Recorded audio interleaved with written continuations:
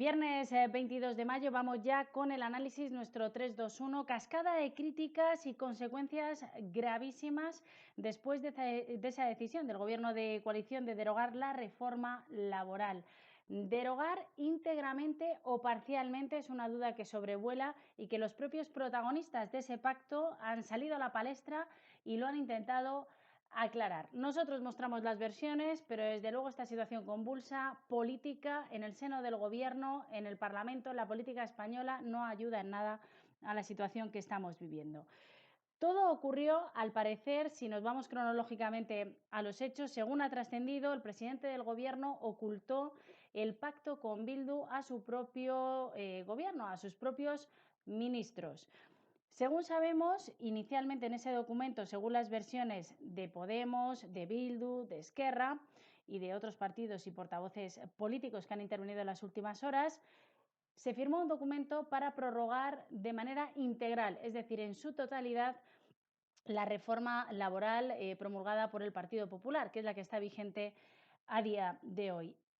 Al parecer, cuando la vicepresidenta Calviño conoce este documento, rápidamente exige al Gobierno una rectificación que se produce con una nota aclaratoria, casi de madrugada, en la que el Gobierno recula, desaparece esa palabra integral y aparece la palabra reforma parcial. Según ha dicho la portavoz Lastra en el Congreso, únicamente se iban a reformar o a cambiar aspectos esenciales, concretos de la ley, no en su totalidad. Esto dice una parte del Gobierno, en la misma línea se manifiestan ministros como Ábalos, por ejemplo, pero hay una total confusión, porque el propio Gobierno de coalición, en concreto Pablo Iglesias, sale a decir todo lo contrario, que los acuerdos hay que respetarlos y que ha desaparecido la palabra integral. Arnaldo Otegi de EH Bildu, en la misma línea, dice cuando uno da su palabra, la tiene que cumplir íntegramente, una palabra que desapareció. Y a todo esto, aquí hay otras dos piezas claves que se quedan un poco cariacontecidas. Por un lado, Ciudadanos. Todo esto con Bildu sucede cuando, a espaldas de Ciudadanos, cuando Ciudadanos apoya ese voto decisivo de sus 10 diputados, la prórroga del estado de alarma 15 días más. Ciudadanos, en teoría, no sabía nada de esto de Bildu. Si no hubiera apoyado la prórroga, seguramente no. ¿Y qué pasa con el PNV, que también ha apoyado al Gobierno en las últimas prórrogas y en esta última prórroga del estado de alarma? PNV sabía algo del contenido de Bildu, todo hace pensar que tampoco. De hecho, puede perder puestos en esa carrera hacia las elecciones vascas frente a la formación Abertzale. El Partido Popular critica el pacto oculto con los proetarras y Vox directamente ha tomado la decisión de abandonar esa comisión de reconstrucción en la que estaban los partidos políticos al saber de estos pactos. Como decimos, mucha convulsión, mucha cara de sorpresa y dos versiones dentro del Gobierno y de los socios del Gobierno y de los que han acordado ese pacto, Bildu, PSOE, Unidas Podemos, encima de la mesa.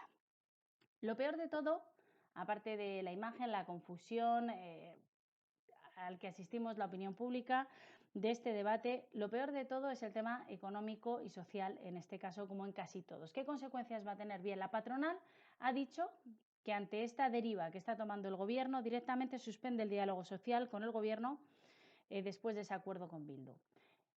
¿Y qué ocurre? Según ha dicho Garamendi, que se está echando por tierra los esfuerzos de los ERTEs.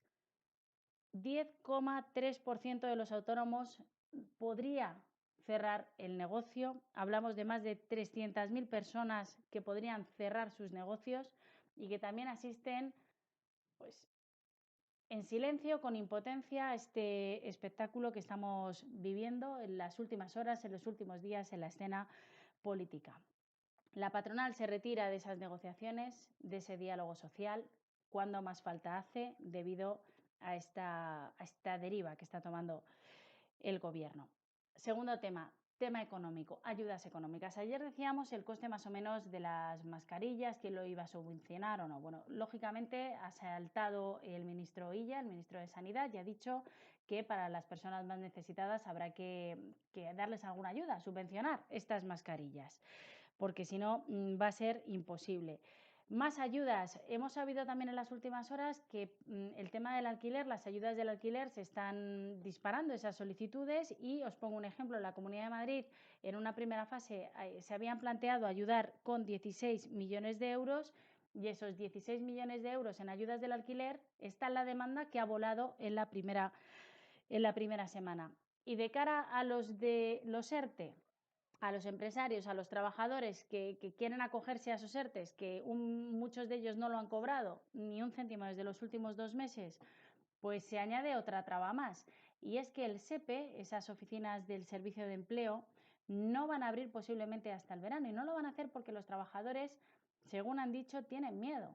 Tienen miedo a abrir debido al malestar social que hay. De hecho, en algunas de las oficinas del SEPE ha tenido que intervenir la policía por el tema de las amenazas. La crispación social, tercer tema, se sigue trasladando a la calle. Hemos visto en las últimas horas algunas agresiones a manifestantes en contra de las políticas del gobierno. Hay que intentar bajar la tensión, desde los políticos que deberían de ser ejemplo a los empresarios, a los ciudadanos, porque si no, fijaos la que se puede liar también en las calles. Y todo cuando mañana sábado, atención, recordemos, la delegación del Gobierno ha permitido finalmente la manifestación convocada por Vox.